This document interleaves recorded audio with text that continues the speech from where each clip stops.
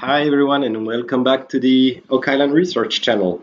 We're still on our little riddle around the clock sessions with all these videos, and to this session we're going to talk about le il des Chene. And if you're French or no French, you're struck by the number of grammatical error there is in that sentence. If it's a plural, then il should have an S here.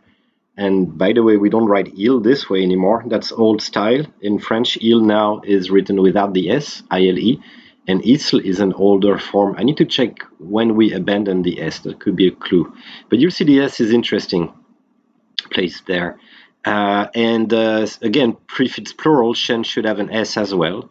And there's at least two riddles I found in this chain of character. I suspect there's a third one. So I found one, I'm going to explain you right away how to use it. I found one, I'm not sure how to use it, and I'm not sure what the answer is. And I suspect there's a third one I haven't even seen yet. That's how deep this thing is. So let's go with l'île des Chene. So we're around the fish, around the clock. We did La voûte en bas de terre. We did. We're gonna tackle now the île des Chene, which was as a center point. I should have maybe tackled it earlier, but that's all right. We can do it now. We saw le trou sous la trappe that gave us what I call the backbone line. The anse I cannot conclude yet, and la soupape is linked with number 7 here. So I'm going to keep that to deal with it as a block. I think the author couldn't do any other way, but I'm going to deal with this as a block, all the right-hand side in the later videos. So I'm even going to, here we go. Yeah, that's better. And right now we're going to tackle the first riddle. What I want us to do is finish setting up the lines, intersection points, finding the anchors, the 45, 5, 22 points and all these points. And then we'll have complementary riddle that's going to give us the scale. And finally, 2 more indications that are not linked with any of the drawing, but that are interesting.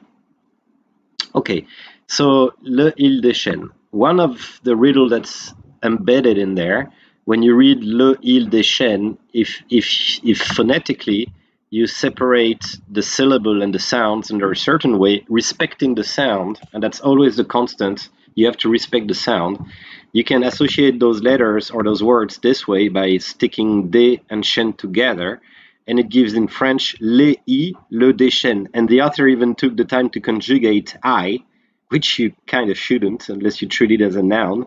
And doing this is basically telling us the eyes will unchain it, le des Chene. Des Chene is to unchain. They unchain what? We don't know, but what's interesting is that sentence, the eyes will unchain it. And if you look at the I of il, it is the only capital I with this one of Indian in the whole document. All the other I's are small i's. And if you're curious enough, you'll notice there are 2 ways of writing the small i's, and it's constant. So you got 3 ways of writing i's in this document. The capital I, only in Indian and il. This I, and you'll find it elsewhere, and this regular, I call it I, you'll find it elsewhere. But I'll let you have a look at it for yourself. So it's telling us the I will unchain it. So what I did, I originally on my first version also connected this I of il, but it didn't give any decent point.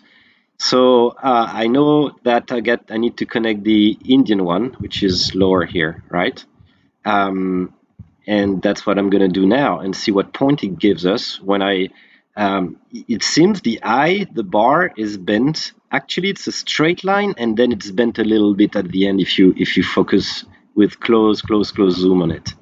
So this is the map, right? It's tilted for a purpose because I'm going to overlay it with both the island and dot-to-dots sketch. And what I drew in there, the interesting line is the Indian one. Maybe it's even a little bit misplaced.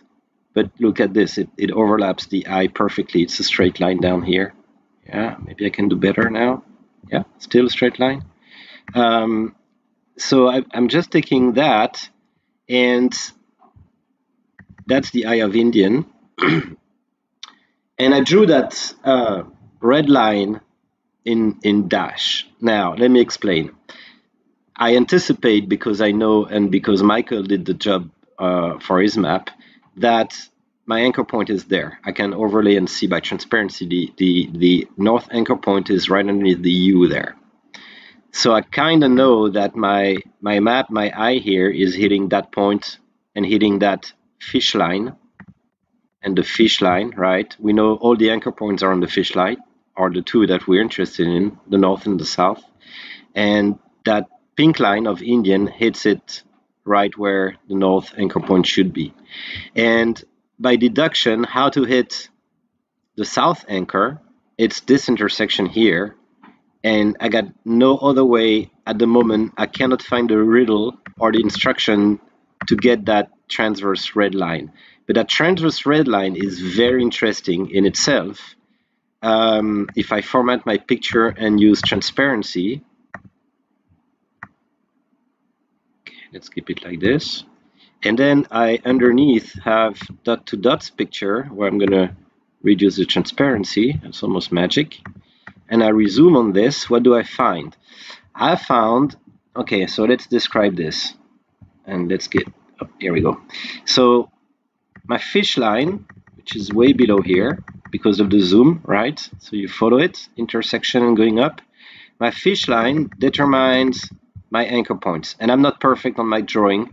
And dot to dot's got a much more accurate one. But I'd say this is enough for now to illustrate what I'm saying. So that's my fish line here. I've got my backbone, what I call the backbone line is the top one here. This is the V to center of the cross line, which aligns with the black line dot to dot's got underneath.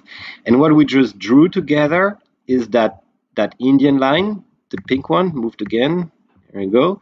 And that one hits right the base here of those boxes, rectangles, and hits right here the north anchor.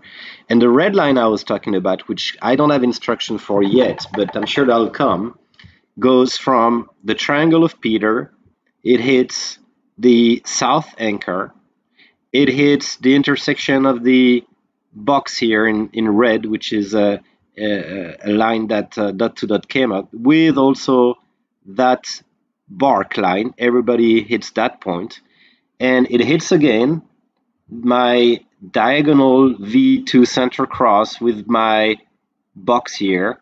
Again, and three lines intersect here. So I'm pretty sure that's the line I've got to draw because I know my anchor points are on the fish line and I need intersection lines to find them. I've got one with the Eye of Indian, that's there. And I need one for my south anchor point, and it seems this line hits 1, 2, 3, 4 particular point with other lines cutting it. So I just need to find the riddle, and I'm still working on this. You understand this is a lot of work in progress still, but I think we're right assuming this line has got an importance with the number of points it hits. Voilà, that was the first riddle of Le Île de Chene. There's another one I spotted with playing with the sound, but I don't have any answer for it yet, and maybe it's this line. As we move on to the next video, we're gonna decode some parallel instruction about the whole context of that thing, and later and final is the scale. So bear with us, and we're moving on. Thank you for watching, and if you're happy, just put a thumb up or subscribe. Thank you, bye-bye.